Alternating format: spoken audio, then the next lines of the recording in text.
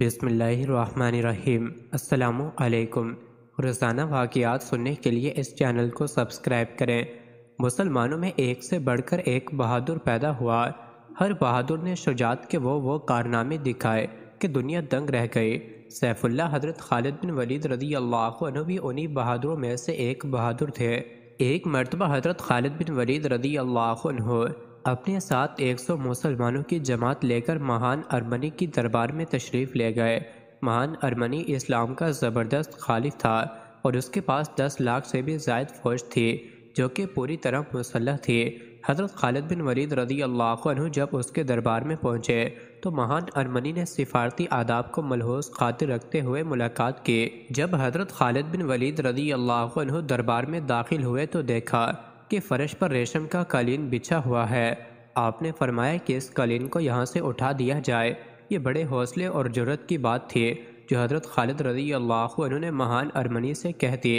مہان ارمنی پر حضرت خالد رضی اللہ عنہ کے یہ الفاظ سن کر اس قدر ہیبت طاری ہوئی کہ اس نے اپنے دربار سے ریشم کا قالین اٹھوا دیا اور کہنے لگا، اے خالد، میں نے تو تمہاری عزت افزائی کے لیے یہ قالین بچھایا تھا لیکن تم نے اٹھوا دیا۔ حضرت خالد رضی اللہ عنہ نے بدستور جرأت کا مظاہرہ کرتے ہوئے جواب دیا، اللہ تعالیٰ کا بچھایا ہوا فرش تیرے بچھائے ہوئے فرش سے زیادہ اچھا ہے۔ دوران گفتگو مہان ارمنی کہنے لگا، اے خالد، میری خواہش ہے کہ تمہیں اپنا بھائی بنا لو۔ حضرت خالد رضی اللہ عنہ نے جواب دیا، یہ بہت ہی خوشی کی بات ہے، کلمہ اسلام پڑھ لو اور میرے بھائی بن جاؤ۔ مہان کہنے لگا، یہ بات میں نہیں کر سکتا۔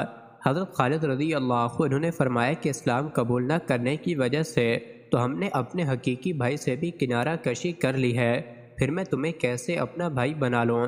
اس کے بعد حضرت خالد بن ولید رضی اللہ عنہ نے اسے باقاعدہ طور پر اسلام کی دعوت دی اور اسے فرمایا، اے مہان، تو اسلام قبول کر لے ورنہ وہ وقت قریب ہے کہ تو امیر المومنین حضرت عمر فاروق رضی اللہ عنہ کے سامنے اس حال میں حاضر کیا جائے گا کہ تیری گردن میں رسی ہوگی اور تجھے ایک آدمی گھسیٹتا ہوا لاتا ہوگا۔